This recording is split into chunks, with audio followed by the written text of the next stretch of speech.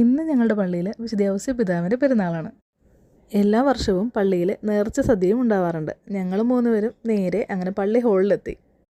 എന്തോ ഭാഗ്യത്തിന് ഇത്തവണ വന്നപ്പോൾ ഒരു തിരക്കും ബഹളവും ഒന്നും ഉണ്ടായിരുന്നില്ല. നമുക്ക് സുഖമായിട്ട് കയറാനായിട്ട് പറ്റി. ഇല്ലെങ്കിൽ ആ പൊരുവെയിലത്ത് ക്യൂവിൽ നിൽക്കണം.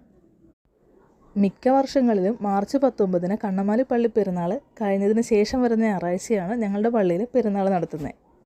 ഇത്തവണ നേരത്തെയാണ് കേട്ടോ. മാർച്ച് മാസം പിള്ളേർക്ക് എക്സാമും ടെൻഷനും കാര്യങ്ങളൊക്കെ ആണെങ്കിലും പള്ളിപ്പെരുന്നാളുടെ വൈബൊന്ന് വേറെയാണ്.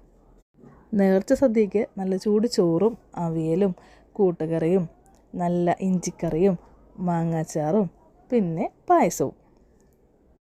നേർച്ച സദ്യ മേടിച്ചിട്ട് ഞങ്ങൾ നേരെ ഹോളിൻ്റെ പുറത്തേക്ക് ഇറങ്ങി. കഴിഞ്ഞ വർഷത്തേക്കാളും ആളുകൾ കൂടുതലുണ്ടായിരുന്നെങ്കിലും അത്യാവശ്യം നമുക്ക് എല്ലാവർക്കും ഇരിക്കാനുള്ള ഒരു സൗകര്യവും എല്ലാ കാര്യങ്ങളും വോളണ്ടിയേഴ്സ് അവിടെ ചെയ്യുന്നുണ്ടായിരുന്നു.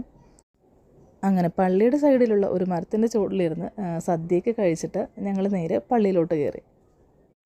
പള്ളിയുടെ മുൻപിലായിട്ട് ഉണ്ണീശോൻ്റെയും മാതാവിൻ്റെയും വിശുദ്ധന്മാരുടെയൊക്കെ രൂപം വെച്ചിട്ടുണ്ടായിരുന്നു. അപ്പോൾ അവിടെ ആദ്യം പ്രാർത്ഥിച്ചിട്ട് നേരെ പള്ളിയുടെ അകത്തോട്ട് നമ്മുടെ ഔസേപ്പ് പിതാവിനെ കാണാനായിട്ട് കയറി.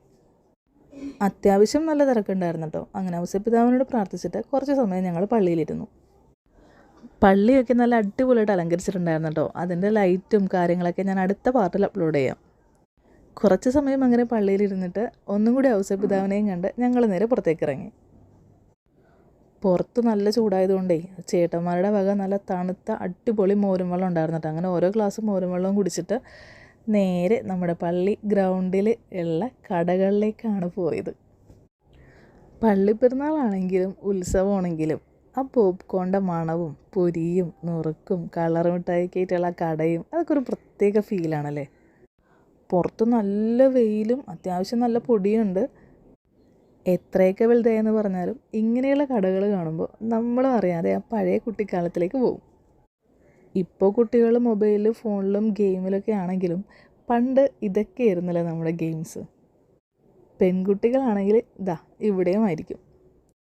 ഇവാനിക്ക് പിന്നെ വളമാല പൊട്ട് എന്നതിനോട് അത്ര വലിയ താല്പര്യമൊന്നുമില്ല. പെരുന്നാളിന് പിന്നെ നമ്മുടെ അപ്പനമ്മമാർ മേടിച്ച് തന്നാലും ചേട്ടന്മാരെ കൊണ്ടും ചേച്ചിമാരെ കൊണ്ടും സോപ്പിട്ട് ചിലവ് ചെയ്യിപ്പിക്കാനും ഒരു പ്രത്യേക രസമല്ലേ.